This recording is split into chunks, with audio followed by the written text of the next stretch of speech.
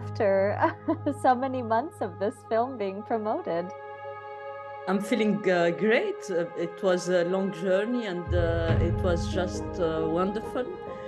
I mean, we started in Cannes Film Festival. The premiere was in the main competition, which was great. And by the way, this movie for daughters was the first movie chosen by Thierry Frémaux in the competition. So I knew it so early before the press conference of Cannes, and I couldn't tell anybody.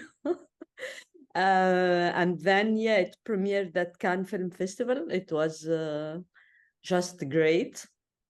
And then we won the Golden Eye for Best Documentary in Cannes Film Festival. And yeah, then the journey started with this exposition in Cannes, and it was just incredible.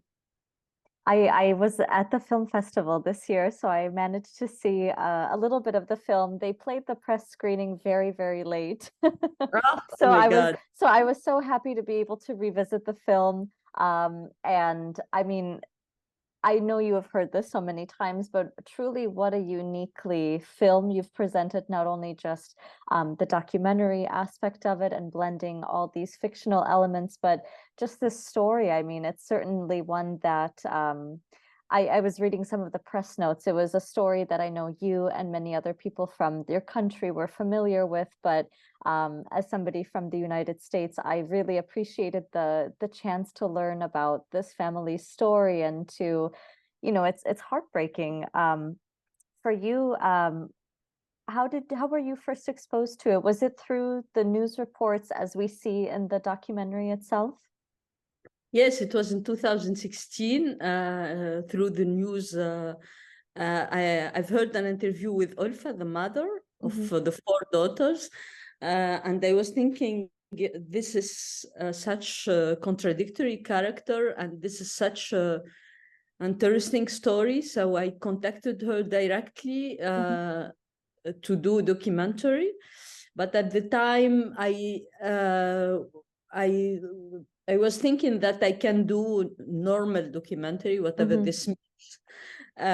So I started getting to know them, Ulf and the two youngest daughters, and I filmed a little bit, but quickly I understood that it's too early to start filming. They weren't ready, and what I filmed wasn't interesting enough to translate all the layers in the story. So I quit quickly. Then I went through the shooting of my previous feature film, which is The Man Who Sold His Skin. And we were in contact all the time. So when I finished The Man Who Sold His Skin, I thought that maybe I don't have the shoulder to tackle this story, because it's such a minefield. So I started thinking, challenging myself, what I need and what is the best way to tell this story. And I realized quickly that I need to have access to their past, since if I want to understand why this tragedy happened, I need to go to their past. And when we talk about the past and how to bring the past to life in documentary, there is a very well-known cliche, which is reenactment. Right. So since I don't like reenactment in documentary, I was thinking that maybe I can hijack this cliche, Yeah. So I thought that it will be interesting to bring actors into this project, and those actors can be directed by the real character to go to their past, but not only to reenact it, but also to think about it, to discuss it, to do something like Brechtian theater. We are in the scene, outside of the scene, thinking about the scene. So when I had this idea, I thought that can maybe translate all the different layers of the project.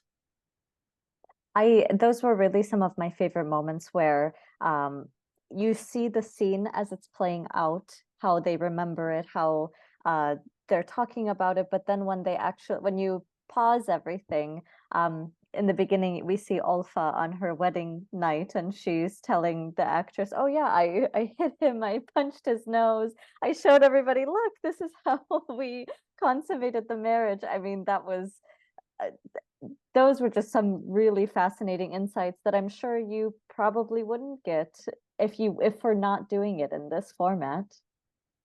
Yes, exactly. Because what is interesting with this process is the process of remembering, you know, Mhm. when you remember things. I mean, Olfa was there with with the actors to reenact her wedding scene, but Mhm. she was remembering other stuff. So it's like an open scene. If I had to write this scene, I don't think I'll find all those incredible, amazing moment. So it's like a collective work between me and the real character and the actors. It's like she's able to walk through the memories, you know, it's almost like you're watching your life on TV and you are walking right through it. I mean, I'm sure that that was always a very interesting moment for Olfa and her daughters and the actors. How did all of them, I guess we see a lot of the times how they all got along and how they all worked together, but what are some of the things that we didn't necessarily see in between the family members and all these actresses coming together? There was something happening that I didn't expect. It is how much the two young actors playing their oldest sister Mm-hmm. get along with the two youngest daughter, you know. Mm-hmm. It became a family by the cinema, you know. Yes. It's like being sisters, and they were like immediately sisters. There was a kind of sisterhood in front of the camera, but also behind the camera until today. You know, we are actually in Jeddah and showing the movie in Saudi Arabia, Mm-hmm. and they were the four of them yesterday. They are like sisters. Oh, that's very nice to hear. I can imagine that, doing this film, as we see in the film itself, it was very hard for Olfa and her daughters. Was there ever a moment where, I don't know, maybe you maybe thought maybe this is a little too much, maybe this is crossing a line in terms of this family trying to process everything that has happened to them and to their two younger siblings and daughters? Yes, all the time. I Hmm. mean, it was like I was eaten by doubt from inside. Because, as you say, the movie is about past trauma. Hmm. How you talk about your past and how you. But what is amazing with them, and I think I couldn't do this movie without their implication. It's that their how to say, they are natural born storyteller. Mm. They tell their life all the time, you know, and they went through therapy before the shooting. So they Okay. during all those years, when I started, they weren't ready, as I said, and then we started in 2016, but we shot mainly the movie in 2021. So during all those years, they like revisited their past through therapy. And when we begin, and we see it in one of the scenes, Aya is telling to reassure one of the actors. She's telling him, I already told this story so Right. many times, so don't be sad or afraid. She was reassuring us. But I think also what was amazing for me, and this is one of the things that I didn't expect, that this movie was also a kind of therapy for them, you know. Hmm. It made Olfa understand what she did, and by revisiting her past, and it gave them the possibility to the two youngest daughter to tell their mother stuff they couldn't tell her before, and their relationship became better and better. Those actually, there was one scene where I remember the actress who stands in for Olfa.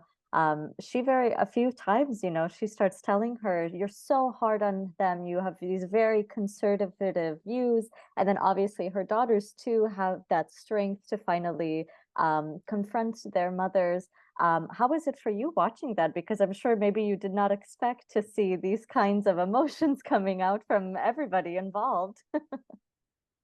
This is what I like in documentary, because I'm the first audience of my movie. It's not Yeah. like fiction. You write a scene, you think about it, and then you ask actor to interpret it. I mean, we were shooting like one memory per day, and then I ask all of them, the real character, to explain what happened, and the actor to play it, to ask a question. And starting from this point, they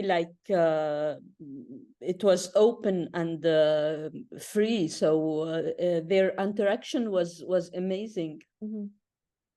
Um, I as I said, as I was watching this film, I really had an opportunity to learn about this family, learn about a different culture, really immerse myself in child rearing and thoughts of womanhood.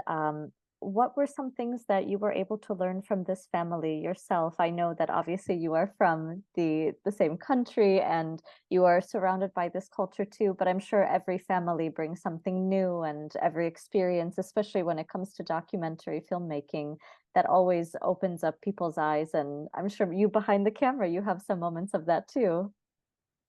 Yeah, what I learned, I mean, I knew it before, but it was really important, is that when you have prejudgment, reality is so much complex that all your prejudgment are gone, and especially in this kind of story, we all have prejudgment. I mean, when I started talking to Ulfa in 2016 after her news tour, let's say, she told me, I mean, she was like attacked in social media in Tunisia. You Mm. are monstrous, your daughters are monsters.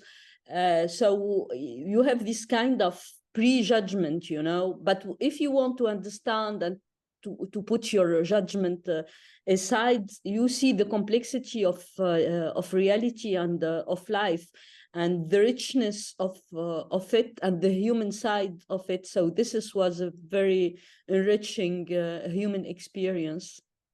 And she is very much a very complex woman, like everybody else in the world. There are some moments where you see her and you're cheering on for her, laughing at her and with her, and then you do have these very complicated moments where you're, maybe scratching your head. That might be me as a Western audience member who might be doing that too. But I guess, through the process, did you find that your bond was deepening with Olfa? Did you feel like she was maybe becoming more open as she was going through this process? Because it seems like she, along with her daughters, they really go through a deepening emotional journey the longer they go on through this. Yes, I think so. I mean, I'm sure about it, because we are still in contact. We are here together, and this experience changed her a lot, because it was an eye-opening experience for her. So I mean, I did the movie, but also we lived something very special together during the shooting. So she went through a huge changement, especially toward her daughters and their independence, and it was something that, I mean, she questioned herself a lot, and it's not easy for a person like her, with her background, and so in that sense, she became, I would say, better person, yeah, for her Hmm. daughters. Hmm. How has it been doing this, tour with all of them, being able to share their story, share your aspect with everything? It was amazing. I was scared in the beginning, because, as you may know, sometimes the relationship between director and his real character can change after when the movie Oh, sure. came out. Yeah, and I was thinking about this a lot, because I wanted to do a movie where they feel proud of it, and at some point when I was editing, I thought that maybe I have to propose to them to see the editing, to comment the editing, and but they refused, because they told me, if you want us to comment the editing, you need to do 3 movies, Mm. one of the so I said, no, I don't want to do movies. um, and then when they saw the movie, they were very happy about it. And then came Cannes. The premiere was amazing. We were all of them were on the red carpet. They all look And after beautiful. yeah, exactly. They were like, it was an incredible experience. And then they traveled a lot with the movie, you know. They went to many festivals, and it became their movie. So it was great. I assume you're not done telling documentaries and working on documentary filmmaking. How do you see yourself continuously either changing the genre or doing something different with it? Because I truly have never really seen a film like this, and the format of it was so interesting to me and such a unique way to handle a story such as this and just the genre in general. Do you have many more ideas in mind for other formats? Yes, I have other project, but I try to do a fiction than a documentary than a fiction, you know. Okay. So my next movie will be a fiction, but I have another project of documentary that I'll do after the next one. So in this way, I'm keeping, because what is amazing with documentary, I started with documentary, that I'm learning a lot. It's like a lab where I can experiment things. In fiction, it's different because it's heavier, it's more expensive, so we have to be in schedule. So what I learn in documentary, I use it in fiction, and I can say that documentaries, I learned how to direct actors through documentary, which is Very interesting. yeah, because when I film real people, they have this kind of authenticity that I'm looking for with actors, you know. So I know how to tell them not to have clean sentence. They can talk like in real life with hesitation. So there are a lot of things that I learned in documentary that I applied to fiction. Well, I'm very excited to see any type of format that you bring forth. Like I said, I was so fascinated with this film, and I'm so happy that I had multiple opportunities to view it. So really congratulations on this amazing project. Thank you. Thank you very much.